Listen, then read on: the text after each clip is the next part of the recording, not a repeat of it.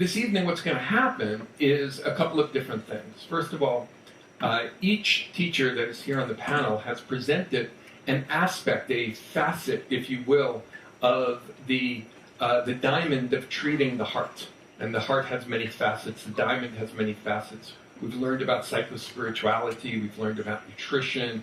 We've learned about herbalism. We've had many different discussions. And tonight what I hope to do is to bring it all together. So one of the things that we're going to do tonight is bring it all together with a conversation. And really, the way I look at a panel presentation, the first part of it is that we're going to have a conversation in part with each other, and you guys all get to be a fly on the wall for that conversation. And we're going to talk about atherosclerosis, and I'll tell you about that in a little bit in just a moment. But we're also going to do some more tonight. We're also going to, I'm going to invite Dr. Shambu to ask a question really from a Western medical perspective, something that's on his mind, and I've asked him to think about that before coming on up here. Maybe a question about Ayurvedic cardiology and how that relates to Western cardiology. So he's going to pose a question to the panel as well. And then the third part is you all get to ask questions. And anything that you would like to ask, you're welcome to ask. And when you ask that question, you could direct it to one person, but you also could just direct it to the panel, and we'll make that our conversation for a little while. And so we'll be conversing with each other for the next 50 to 55 minutes or so. And it'll just be a very relaxed, comfortable conversation, I hope. And I hope that you'll enjoy it and that you'll get all of your questions answered as well. So the first topic is going to be on atherosclerosis and arteriosclerosis, really what we would just simply call vascular disease. And I want to just take a moment to tell you what I mean by that, because a lot of you are unfamiliar with the language or unfamiliar with the concepts. So vascular disease is at the root of so much of the heart conditions that we have. When a person has a heart attack, a myocardial infarction, it's usually because there's a blockage to the flow of blood into the heart. And that part of the heart becomes what we say ischemic, meaning it doesn't get enough oxygen. When it doesn't get enough oxygen, those cells that need oxygen, they start to cry out in pain, and start getting some pain in the heart, and then those cells can die, and we get a heart attack. And when we get a heart attack, if there's damage to the heart, then the heart's not able to pump effectively. And when it can't pump the blood effectively, well, then that's the end of our life, because that's heart failure. And so vascular disease is really at the root of so many of the conditions of the heart that we talk about. The main one being the myocardial infarct, the heart attack that worries so many people. Now, what's happening when you get atherosclerosis is, I want you to think of a tube, and the inside of the tube, which is the artery, is starting to get clogged up with plaque. And plaque starts making it narrower and narrower and narrower, so that less blood can get through that artery. And less blood means less oxygen getting to those tissues. So this happens in an artery because the wall of the artery, called the endothelial lining, that the inside wall of the artery gets damaged in some way. And when it gets damaged, it starts to take on that plaque. It gets damaged from chemicals. It gets damaged from the diet that we have. All these things tend to damage the inside of the artery, and it clogs it all up. And when that happens, not only can it affect the heart, but it can affect your kidneys, it can affect your eyes, it can affect your brain. It all depends on where that atherosclerosis occurs. Now, the other part of it is hardening of the arteries, or arteriosclerosis, and that's a hard artery that doesn't give it all. So when your heart beats, pumps that blood through, a healthy artery has to distend, has to come out to accommodate it, and then go back to its regular size. Extend out and back to its regular size. But when an artery becomes hard, it can't open back up again. And that causes your blood pressure to rise. And so the arterial problem also causes hypertension.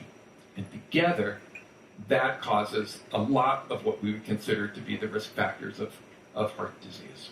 So now that you know a little bit about what we're talking about, what I'd like to do first is to invite Denise O'Dunn, Yashodama, to talk a little bit about this condition that I've described in terms of Prakriti and Vikruti and the elements, because that was the subject that she spoke about over the course of the last 5 days. So you could just pick up a microphone right there and just go right ahead.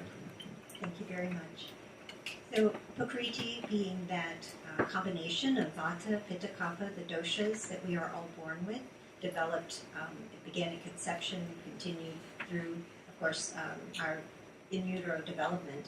But when we took our first breath, it, from that point always began to contribute to our tendencies. And the doshas, of course, are made up of the elements, which you've been well instructed in this last 5 days. So, but then the elements, though, are the qualities that each of those elements hold. So we are looking not only at the doshic effect, but the elements and the actual qualities. You know, those qualities. Are we holding hotter or colder qualities? Are we holding heavier or lighter ones, and maybe even drier or oilier qualities?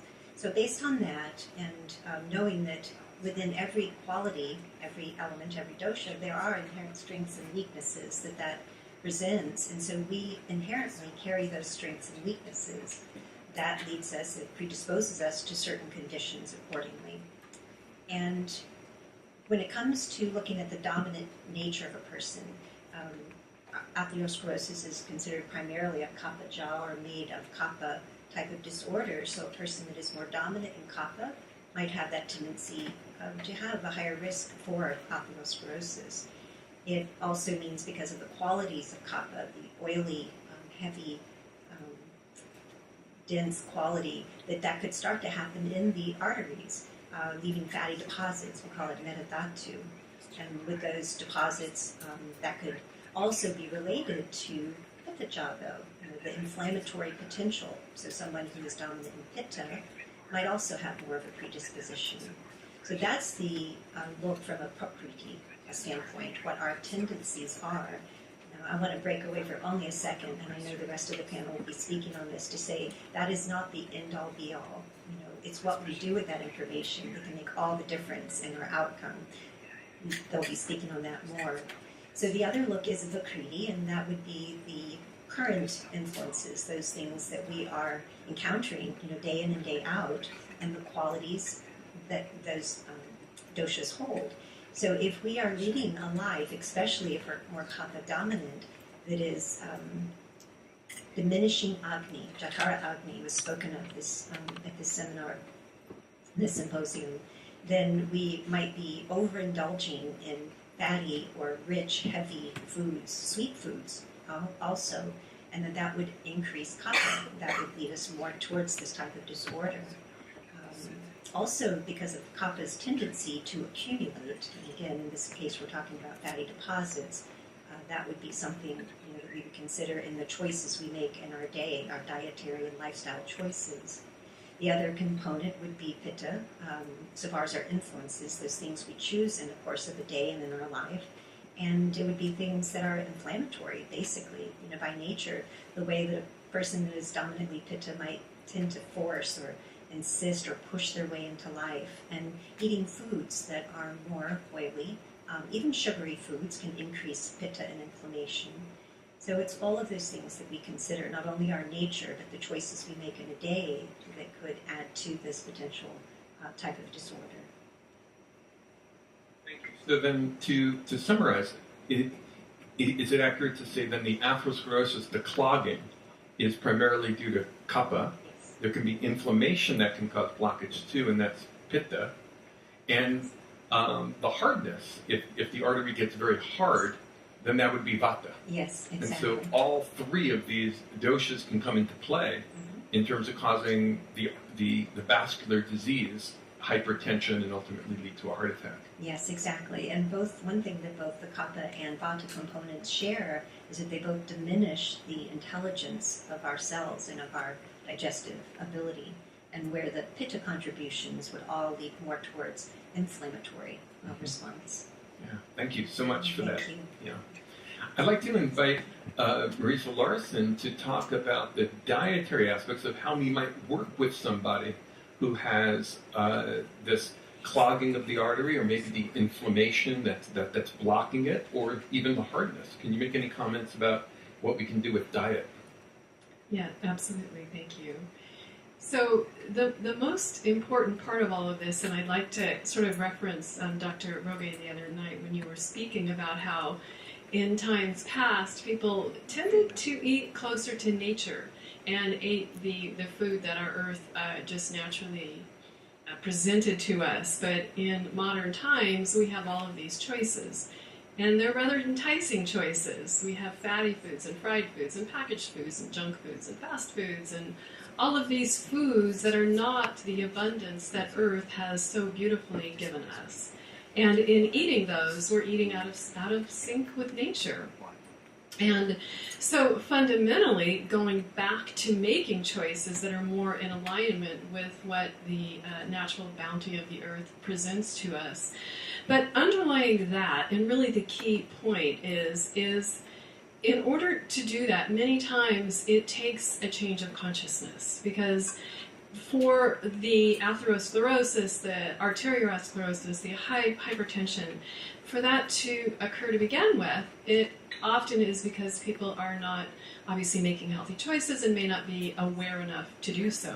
So making a decision, and oftentimes getting a diagnosis, is enough to make one stop and consider, okay, maybe I need to change things here. And ultimately, it's the battling of the senses, which are screaming for that delicious, ice cream and cookies and cakes and fried things and all of that. And so it takes overcoming that, which of course is where yoga and meditation and all of these things come in. But ultimately, the idea is to choose the foods that are whole foods, that are ideally organic foods, lower fat foods, foods that are more as they come right out of the earth. And that is what we evolved eating. That is what most supports optimal health. Having atherosclerosis and such a thing is an abnormality. And eating in sync with the laws of nature brings us back into alignment with the laws of nature and with more optimal health. Thank you. Let me ask you a follow-up question, if I could. If you had somebody with clogging of the arteries, a lot of kapha that was there, and you could make one recommendation to them in order to maybe try to reverse or reduce the amount of blockage that's there for kapha, what would be the one recommendation that you would make? It'd be hard to choose just one. You can choose more than one. But okay, thank you. Yeah. Because I would want to put them on a whole protocol if they were if they were up for that. But certainly there is likely going to be ama, and there is likely to be obesity. And so working with really building the digestive fire, the Agni that we talked about many times in this program, is key. Because if they have a nice, robust, healthy digestive fire, then they're going to be able to gobble up that what otherwise turns into plaque, and be able to properly and completely digest their food, so that instead of it clogging up the body, it in fact we get rid of the excess that we don't need, and the rest turns into nice healthy tissues, and ultimately what's called oja. So in answer to your question, let's stoke that Agni. So, okay, thank you. So we're going to stoke the Agni, and for those of you that don't know what that means to really turn up the heat in your digestive system so that you can properly digest your food, and even maybe digest the blockage itself. If you can increase that metabolism, think of Agni as the power of metabolism, you can burn up and burn through that blockage. And then the other part that I heard you say was right to stop the fried foods and the fatty foods and things like that, and that's going to help as well. And getting proper exercise too, because actually that also helps to stoke the Agni. It helps to create healthy, everything. And also, in addition to, just to further explain stoking that Agni, just to have a clearer understanding for those of you who may be wondering what that really looks like, in my one of my programs, I talked about guidelines for healthy eating, but ultimately what it comes down to is to be very present and pay attention to the food as you eat it, to eat the food properly spiced, to avoid cold drinks, to utilize digestive herbs. There's a number of things that allow you to have optimal digestive fire in a supportive way, along with the laws of nature kind of way. So more spices. More spices, More spices. according to your dosha.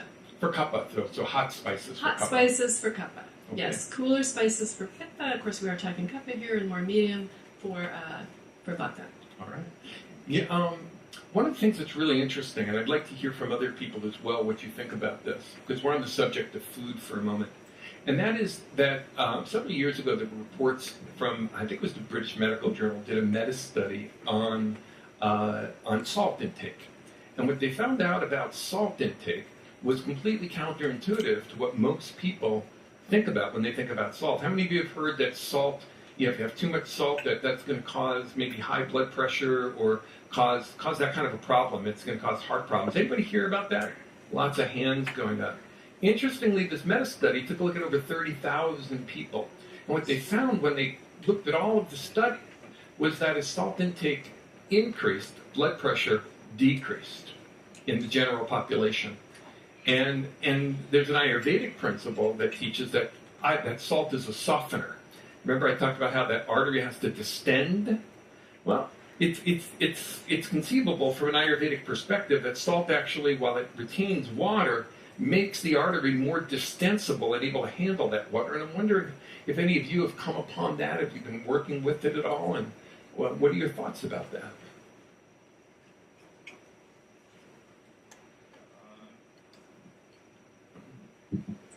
Depending of the quantity of salt, because for example in USA you consume around 12 grams per day. Some studies demonstrate if you reduce to 8 grams per day, half of people to take medicines to hypertension don't use more. This meaning around $5 billion less for the industry. No one wants to do this. For that, it's not common to explain about this. But the less quantity, for example, 4 grams per day, is necessary for all the people.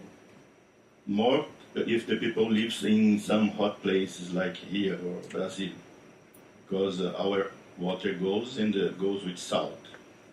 So you need around 4 grams.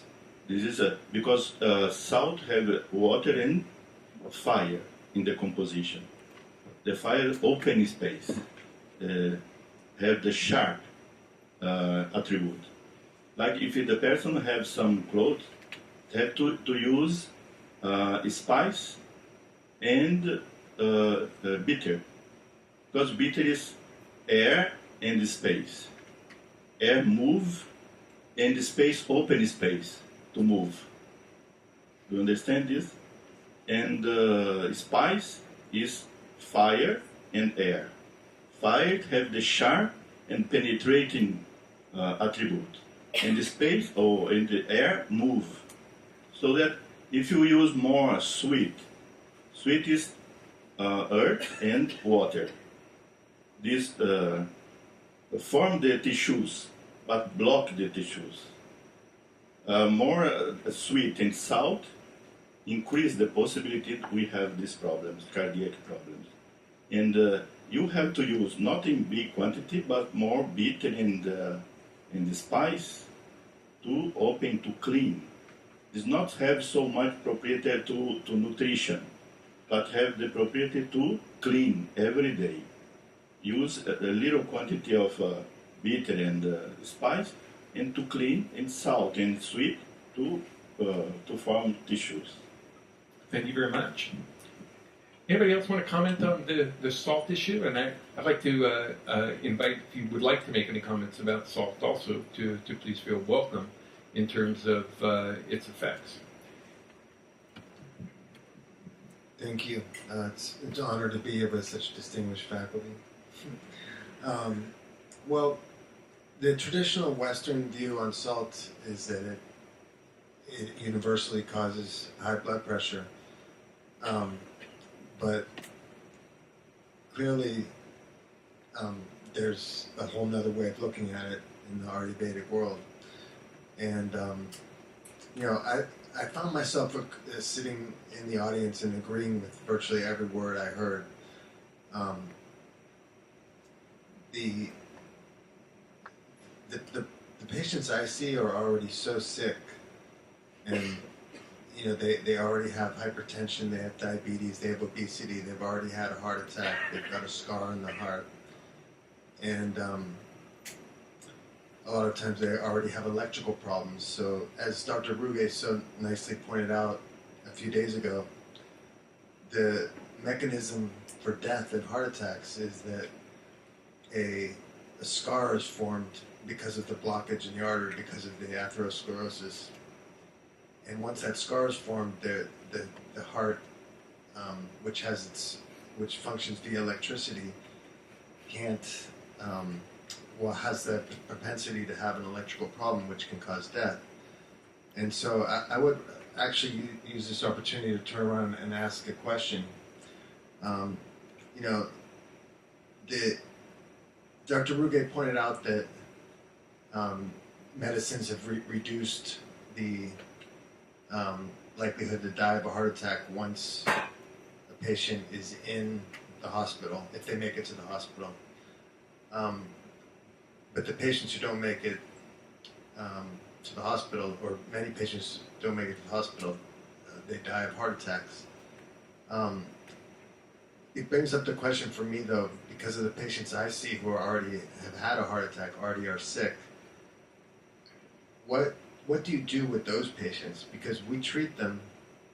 I personally treat the electricity of the heart, and there are other people who treat the plumbing and put in stents to open up the pipes. But from a Western perspective, what do we do with patients once they're already so sick that they've had this heart attack and they've already had all the procedures? We really don't know what to do with them afterwards. And so I'd like to ask the panel what they think about that. Thank you. What I'm going to do is I'm going to invite Dr. Alakananda Ma first to comment on the atherosclerosis, and then to also comment on the question about what your thoughts would be, especially with herbs, because you were talking all about herbs today, what you might do for a post-cardiac care patient who is just come out of the hospital. So, first of all, about the atherosclerosis. So, when I gave my talk the other night, I was talking about hridrog, or heart disease. But even though we now know that atherosclerosis, fatty deposits on the arteries, and also hardening of the arteries are precursors to heart disease, that's not directly talked about in the ancient texts. As part of heart disease, we have to look in a couple other sections. There's a section called Medorog, about obesity as an illness, what happens when a person's suffering from obesity, especially from central obesity. The texts explain that then the agni, the digestive fire, gets trapped, it gets blocked up in their belly, and they become extremely hungry, and they keep on and on wanting to eat. So that's how obesity is an illness, because it's actually a vicious cycle or a positive feedback loop, where the more obesity you have, the more you want to eat. And the other area where this would be treated in the classical texts would be under prameha, or diabetes. Even before diabetes becomes an illness, pre-diabetes is explained in the text, because it's talked about as what's called the purva rupa, or what you get before you have frank diabetes, just like how it's also talked about in Western medicine. So we now know that part of what's going on when we have that even pre-diabetes condition is that excess sugar that's part of what is damaging the blood vessels and making them vulnerable to the buildup of atheroma, as well as it's actually starting to damage the blood supply of the blood vessels, so they're not functioning as well. And the tiny nutrient, the blood vessels themselves are supplied by blood vessels. We don't always think of that. So the tiny, teeny vessels that have to supply the blood vessels, they're getting clogged up by this blood that has too much sugar in. So that those are still become, as you were saying, kapha type of conditions. Then going on to comment on what you were saying, when we're thinking about how we're going to treat the person, it's very hard to do this in the abstract, because the way that Ayurveda works, we always look at the specific person and their specific symptom picture, but we've got this imaginary person who's had a heart attack, they've got congestive cardiac failure, so I'm picturing that their ankles are swollen and their gut is congested, and they've got all those symptoms of congestive cardiac failure, and then they also might be short of breath because they're having difficulty returning the blood from their lungs as well. So now they're carrying excess fluid on their body. So at this point I would be reaching for a herb called Punarnava, the renewer. Number one, Punarnava is a herb that strengthens the heart muscle. Number two, it's going back to some of the causes. It's helping to balance the blood sugar. It's helping to calm the kapha. It's a very important herb. It's a good herb for all three doshas, but it's especially important for kapha. It's going to remove the excess fluid from the body. But what I would say is much nicer about having a herb like Punarnava compared to the polypharmacy of drugs is they're on their Lasix, or they're like really strong water pill, and then they're on some form of digoxin, lanoxin, something to stimulate their heart, and then they might be on beta blocker or something for their arrhythmia, and they're on all these different things. At least the patients that I used to see back when were on all of these different things. Punarnava's going to do a lot of all that. It's going to have, as we were talking in our workshop earlier, a herb has a whole portfolio of actions. It's not only getting the excess fluid off the body, but it's also calming the kapha, balancing the blood sugar, strengthening the whole body. It's improving the breathing. It's going to have a very good signature for that condition. Then we also talked in the workshop about the herb Arjuna, the mighty warrior, the companion of Krishna, the one that overcomes the terrible diseases of the heart. If we bring Arjuna into play, then it's going to be toning and strengthening the heart muscle itself, as well as improving the coronary blood flow, as well as lowering the blood sugar, as well as lowering the cholesterol, a whole array of actions, that, as well as lowering the kapha and the pitta. It's going to have an array of actions that will help that person. So I wouldn't necessarily say that we could cure that person, but by using the herbs you could make them feel a whole lot better. Thank you so much. That was a wonderful description. Two very beautiful herbs that are so important. Punarnava and the other one you talked about was Arjuna. And these are very, very powerful herbs, excellent for working with the heart. I know that Dr. Ruge wanted to make an additional comment. I think it's important to understand the physiopathology of Ayurveda, the vision of Ayurveda about physiopathology. It's a little bit different from our West medicine, modern medicine. We have some phase in Nidana, in physiopathology. The first phase, when we have some attack of factors like emotion or lifestyle or food or behavior, or in the ambient. This attack first promote the increase the quantity of vata in the large intestine, pitta in the intestine, and kapha in the stomach. It's the first thing. Every time, if you are attacked by, for example, if the emotion has some attributes of kapha, increase kapha. Depression, increase kapha. Anger, pitta. And anxiety, vata, because have the same attributes of vata, pitta, and kapha. The same form, if I eat a salad or have anxiety, the effect is the same. Increase vata in the large intestine. This increase vata or pitta or kapha in the digestive system. This is change the agni. If change the agni, produce ama. Ama mixing with vata, pitta or kapha in the digestive system.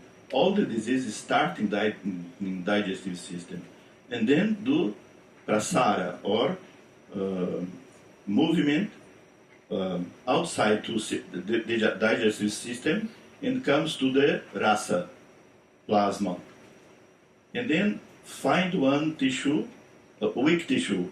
This tissue don't have ojas. For example, in this case of arteriosclerosis, the tissue is the artery in the heart. And then vata, pitta, and kapha attack and produce samurchana, one inflammation, attacked by dosha and ama. And the tissue is called dusha, the weak tissue. And then we can treat, for example, before the person have the problem, with prevention, cleaning the digestive system periodically, doing or panchakarma or in yoga, you do the kriyas, Vamana Dauti, Shank Prakshalana, Basti Kriya, to reduce the pressure of vata, pitta, and kapha in the digestive system to go to rasa. And then to clean rasa with some herbs, for example, guduchi, punarnava, are very good herbs to clean frequently the rasa, for no attack the tissue, and to increase the ojas of the tissue. For example, for the arteries, the best herb is arjun. But of course, one herb don't work if you don't have a lifestyle appropriate to rejuvenate this tissue. Ahara don't work without vihara. Vihara is lifestyle. Ahara is food and medicine. Without lifestyle appropriate, ahara don't work. You have to do both together. And then it is clean the artery. If not clean the artery, it continues the problem and comes to heart attack. The problem is after the hospital.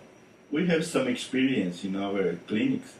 And now in December, we have one beautiful meeting in India, in Ahmedabad, the World Ayurveda Conference in Ahmedabad. The one big group in India, in Maharashtra state, they are organizing a protocol, Ayurvedic protocol, to treat after the hospital. Because in India they have many heart attacks. Because diabetes is very common there. 1/3 part of the diabetics in the world living in India. If you was born in India, you have the gene for the diabetes. For that, they have a lot of experience with that. And then they use herbs like arjun to increase the inotropic effect in the heart, punarnava to clean the rasa and produce diurese, to reduce the liquid in the body, and rasagandha or sarpagandha. Sarpagandha is Rauwolfe serpentina. one important herb to calm the mind and produce vasodilatation. Vasodilation. Vasodilation, yeah. To make the artery expand more by relaxing Yeah. the muscles. This is reduce the effort of heart to send the blood to all the body. And do Abhyanga. After to take these herbs, the heart is better in its function, and then to start to Abhyanga in Pratiloma sense. Start in the legs and give this liquid to liver and then to heart to expel this by urine. Abhyanga in Pratiloma, Shirodhara to calm the mind, and all of this program with the herbs help a lot in the have exclusive treatment with Ayurveda in post-infarction after hospital. They have a beautiful protocol there, and this is in all the India today, helping with internet and many doctors, Ayurvedic doctors experienced in that, explaining this for all the population. It's a big program, beautiful program they have there now.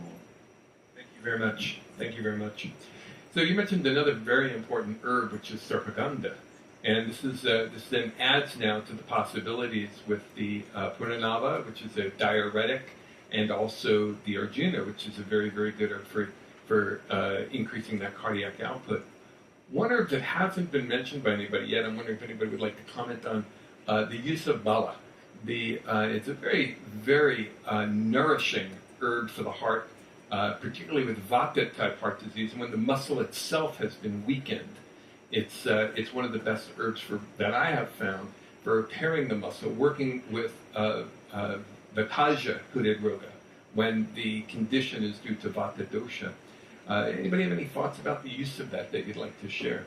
Or any concerns about the use of it with the ephedrine that's in it? About Bala? Bala. Yeah.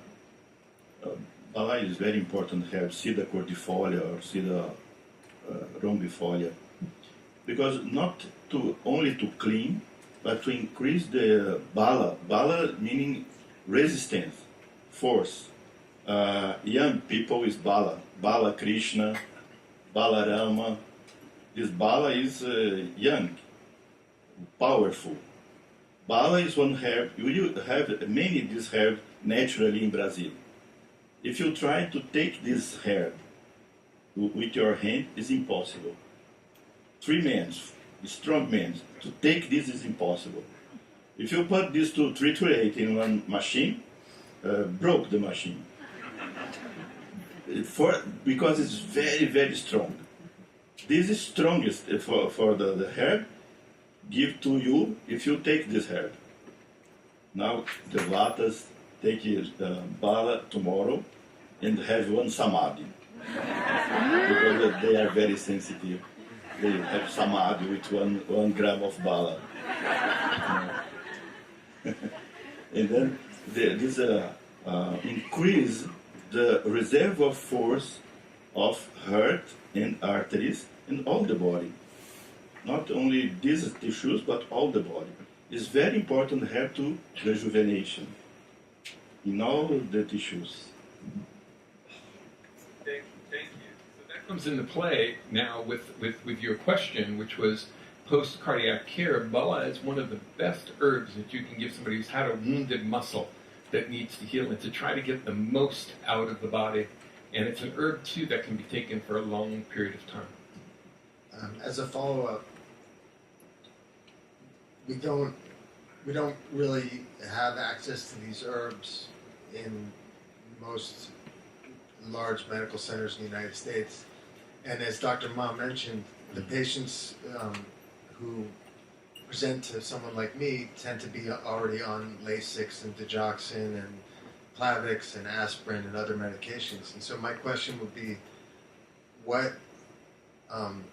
how is this done when you use herbs like this? Do you use them with the medications they're already on, or do you start taking them off the medications they're on? And how much is known about the side effects with Western medication? So this is something that's certainly about the art of herbalism, the art of medicine. And I'm sure there are different approaches from some of the different teachers that are here, and I want to give everybody an opportunity to comment on that. I also want to mention that after this question, I'd like to begin to shift to taking some of your questions. All right, so I want you to be thinking about what it is that you'd like to know, whether it's in general about Ayurveda or whether it has anything to do with what we've been talking about today. So would anybody like to comment on drug-herb interactions or how you manage drug herbs? I have a lot to say, but I want to open it up to any of you that would like to add. Go ahead. I might start, perhaps because I may be the most conservative on the panel, and possibly because I don't have the medical, background. But any time a client is already on an herb, we teach our students, and I practice that the issue is being taken care of. We can't add. Taking a medication. The issue is being taken care of. We can't immediately add an herb into the situation that would increase the potential of that action, of the medicine. So sometimes we'll simply, and if the medicine is working for them well, then we want to know more, are there side effects? Can we then introduce herbs that will help with that while the medicine that is prescribed is doing its job? And occasionally we do, of course, not occasionally, sometimes we have clients that would rather come off of a medicine because they are not happy with the results or the side effects. And in our practice, very conservative, it is not without discussion with their doctor. But that's how we practice. Thank you very much. Thank you very much for that. Would anybody else like to comment on how you handle it in your practice? Well, there's a medical legal aspect. Where I live in Colorado, it's a health freedom state, which means we have to practice within the law that we practice within, part of which is we cannot tell someone to stop a medication. And when it comes to a heart patient, I don't think I would ever have wanted to tell someone to stop a medication anyway. We're pretty fortunate in Boulder because we have some very nice cardiologists who they're tearing out their hair about this patient. You can do something. Let's work together. The biggest issue that I have run into a number of times is exactly once the patient is on that blood thinner or that anticoagulant, which can be simply because they've had a stent put in. Luckily, usually they don't have to stay on that anticoagulant forever. But while they're on that anticoagulant, it's potentially going to really limit what you can do because the herbs I just named, such as Arjuna, yes, they are pretty powerful anticoagulants themselves. You anticoagulate someone too much, if you thin their blood too much, they can have a hemorrhage, they can have a cerebral hemorrhage, something really bad could happen. You don't want that to happen. If you really have a cardiologist you could work with, we can work it out between us, how much we want the patient anticoagulated, how much of that is from the medication, how much of that is from the herb. Otherwise, you've still got herbs you can use. Bala would come to mind as a good choice. Vidari is another herb that, we've got a lot of herbs that strengthen the heart that would not have that kind of powerful anticoagulant effect. But it does become a little bit of a minefield. We had an informal conversation before about this at lunch or something. Do you give up on the patient? No, because you've still got diet, you've still got lifestyle, you've still got a lot of other strategies. I had one patient, it wasn't heart disease, they'd had a blood clot on their lung and heart problems. They were anticoagulated. I didn't want to give that patient any herbs at all. I put them purely on mantra, meditation, loving kindness. And they felt their life was saved from that. There's always something that we would have to offer. Thank you very much. Would anybody else care to comment on the drug-herb interactions and how you approach it in your practice? Well, really just sort of tagging on to what actually you were discussing would be to work closely with the doctor. And to, between the two of you, have an arrangement where the drug would slowly be reduced as the amount of the herb is increased until eventually, hopefully, the drug would then fade away and then be replaced by the herb. So if the doctor is willing, then that's a wonderful choice. Thank you. Victor, again? You're okay? Okay. So we're having a conversation. You're here in the room. So I'll just add a couple of other thoughts to it. There are many excellent books out there today that talk about drug-herb interactions. There's even a PDR of drug-herb interactions now. And a lot of physicians are unfamiliar with all of it, but most of the herbalists are actually doing a tremendous amount of research. The research is all out there. There's been a lot of research that's published, but interesting about the research is that a lot of it is theoretical, and a lot of it is, most of it is not done with people. They'll do animal studies, see something in a mouse, and it'll get a warning, don't mix this with that, but they haven't actually done it. So I like what Sri Devi, Marisa Larson, said, which is start always at a low dose, is what we teach our students. Start at a low dose, very low dose, see what the effects are. One of the things that we do is that we monitor patients very, very closely, more closely than most medical doctors do, because we see patients on a weekly basis. And that means that we're able to check in and say, well, let's take a look at your ankles. Are they swollen? Let's take a look at your abdomen. Is it getting worse? And when we monitor on a close basis, we can make those clinical decisions on a week-to-week basis about dosage, and eventually empowering the patient to talk to the physician or talking to the physician ourselves. The Ayurvedic doctors at our college are now routinely in communication with other physicians, and they're collaborating on care.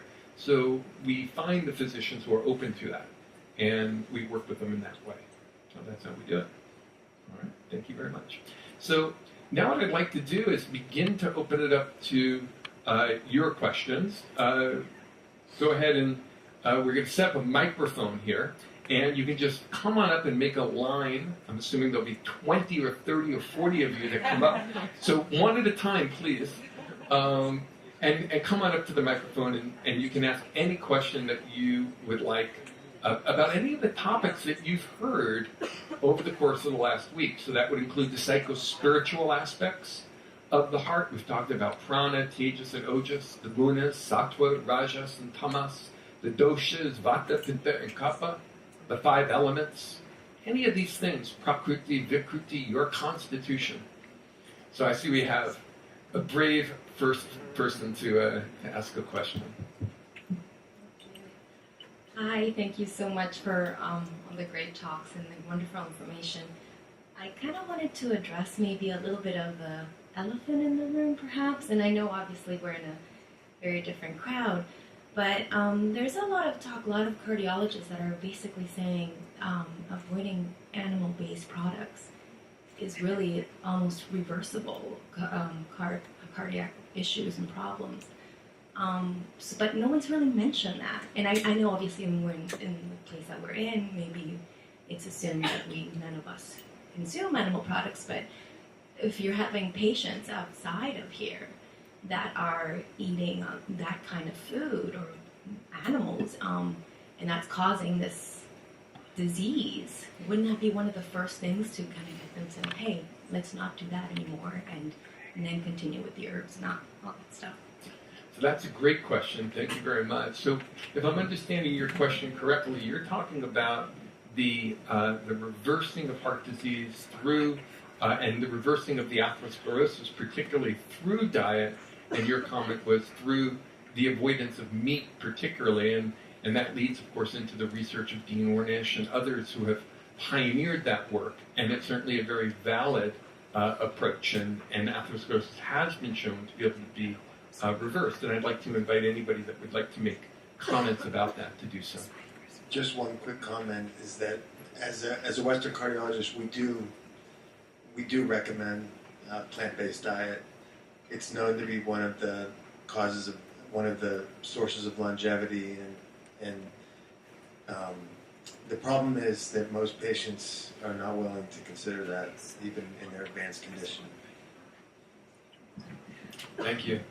And every cardiologist is different, and I've talked to cardiologists who will not make that recommendation because they don't even feel it's their job to counsel them strongly about diet, except to make the vaguest of comments, and others that insist.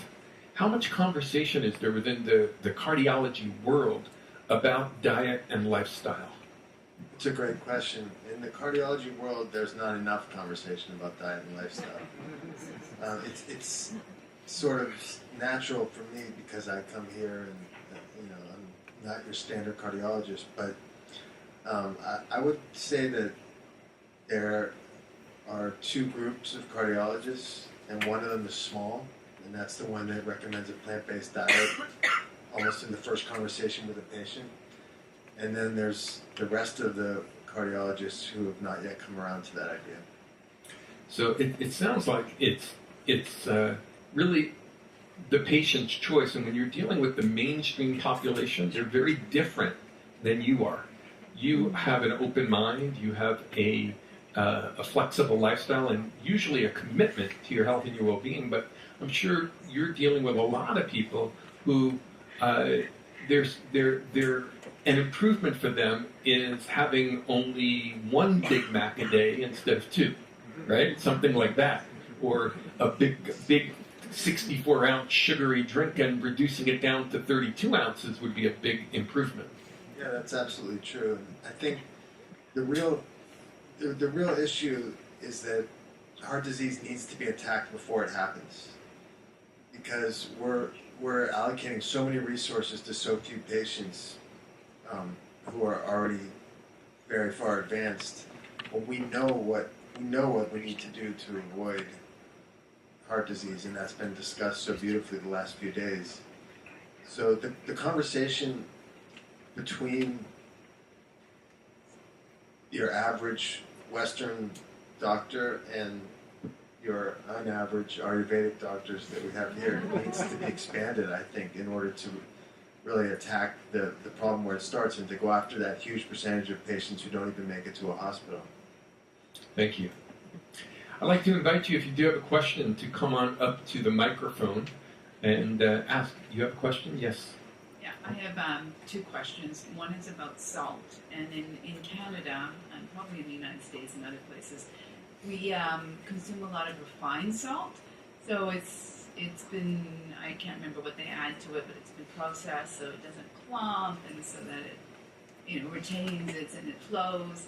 And I've been told, or I've read, that salt is much more likely to raise your blood pressure because of its refining, it doesn't break down to sodium and chloride in your bloodstream or whatever.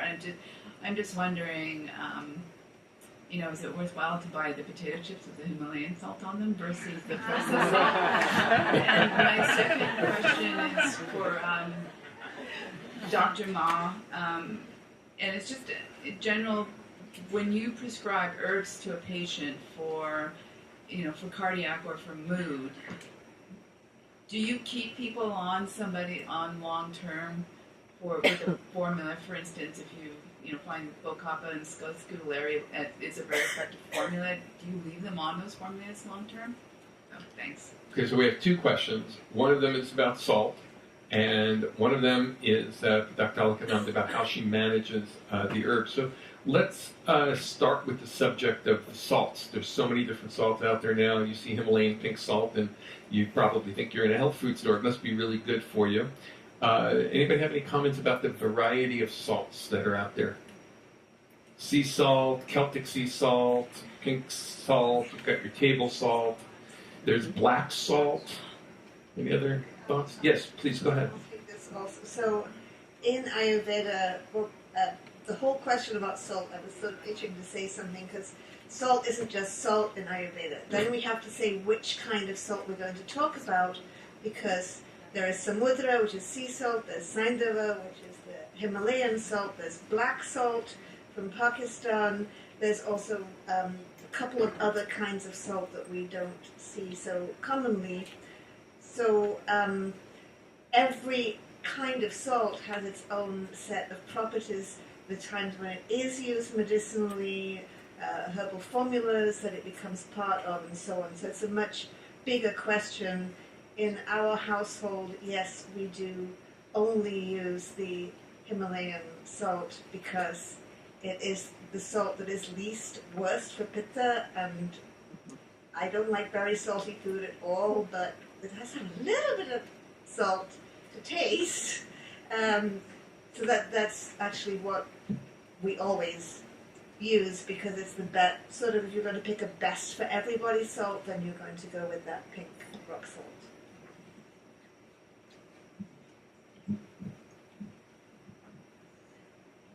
When Ayurveda talk about food, it's really food. Refined food is not food. With more calcium or potassium or less potassium, coffee without caffeine is not coffee. Milk without lactose is not a milk. No. Food is food. It is not what we have in the supermarket. It's not food. For that, when you talk about salt, it's salt. It's not our salt, refined salt. I advocate, I defend the use of milk. Milk of a happy cow. This is so important. I saw here, for example, one dog with all love, all the affection. Is very beautiful. But we don't eat this dog. But we eat the milk comes from the cow. We have to treat cow with the same respect, with the same love. What we buy in the supermarket, this is not milk. This is a strange product. This is one monster. We have to cultivate this respect to happy cow. All of us. This is our Vedic culture. And not only vegan food. I'm sorry. I'm sorry. I like vegan food. But I like to use milk from happy cow. Ghee, milk, and fresh products of milk. Yeah, you have to increase this culture.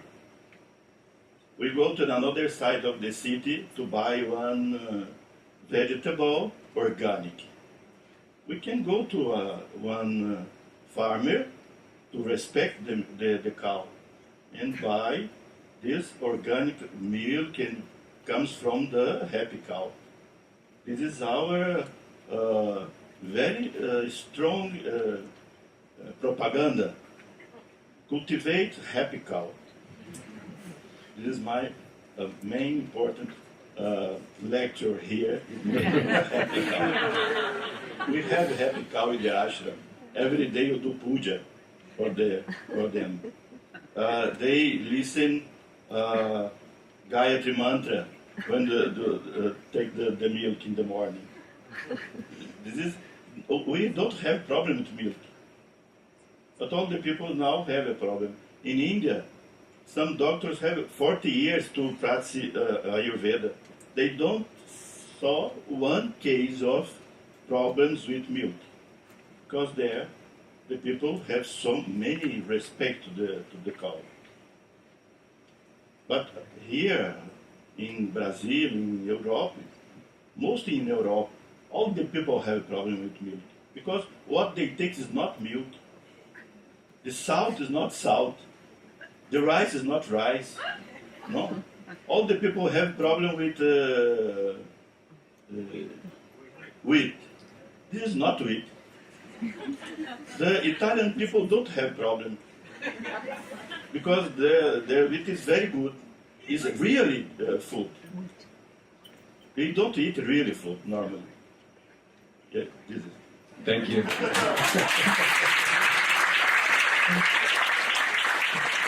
Thank you so much. Yes, we have to eat real food. And here at the ashram, we eat more real food than we do when we go home sometimes. So it's a good lesson to be here.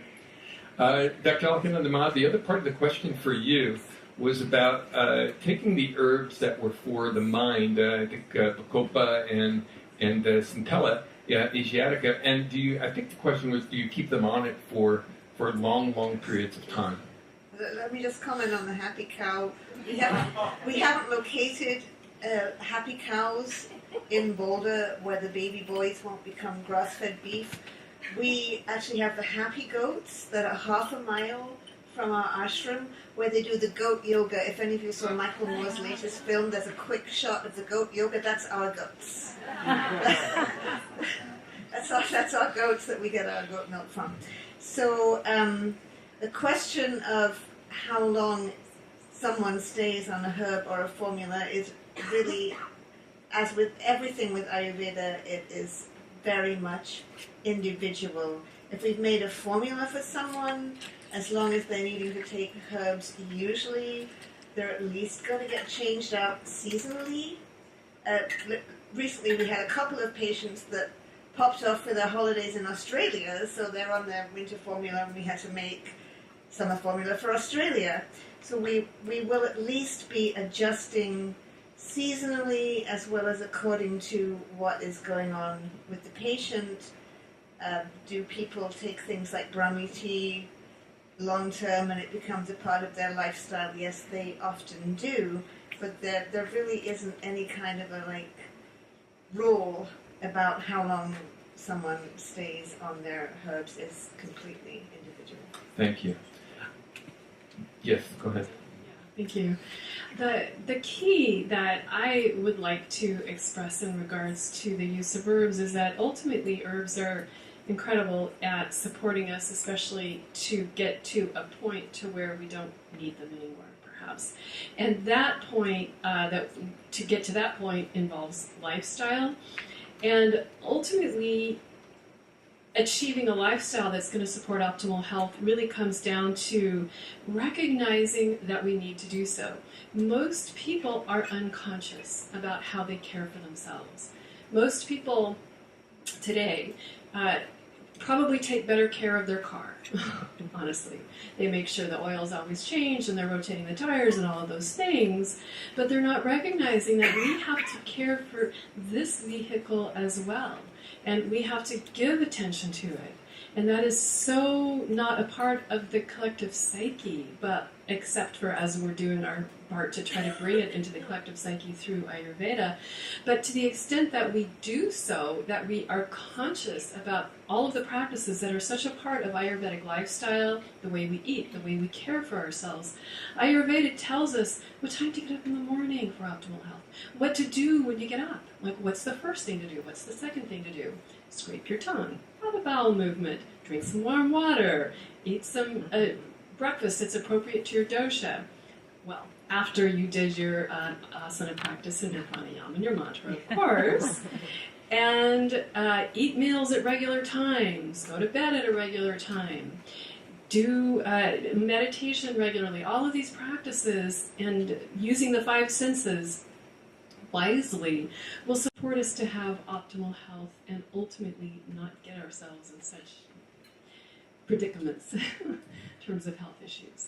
So. Thank you. So once we're living in harmony, we may not need to continue to take those herbs. Yeah. All right. Thank you. We have time for maybe another question. Go ahead. Quick question. I'm a big fan of Ayurveda and I've experienced my own miracles with it. And about 7 years ago, I started learning and studying about the raw food diet.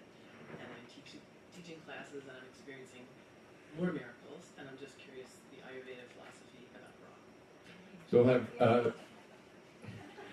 Grounded. Since Marisa grabbed the microphone first, and also because she was teaching about nutrition, please go ahead and answer her question. Okay, that's actually one of my favorite topics because the rationale, and it's solid, for eating a raw food diet is that there's more nutritional benefit in raw foods. When you cook it, it loses some nutritional value. And that is completely true if you have a really nice, robust, healthy Agni, your digestive fire. If your digestive fire is such that you can fully make use of that raw vegetable, which some pittas can do, actually, but generally not necessarily vatas. Actually, the least likely would be vatas if you don't digest that food well. Even the most beautiful homegrown meal that was picked at the peak of freshness and beautifully prepared, and then you consume it, but you don't have the digestive fire, the digestive capacity to digest that food, even that can turn to what in Ayurveda we call ama, or the residue of improperly digested foods. So if you digest it really well, and you do have proper digestion, then it's fine. But the other part of that is that people that tend to eat raw foods are typically vata.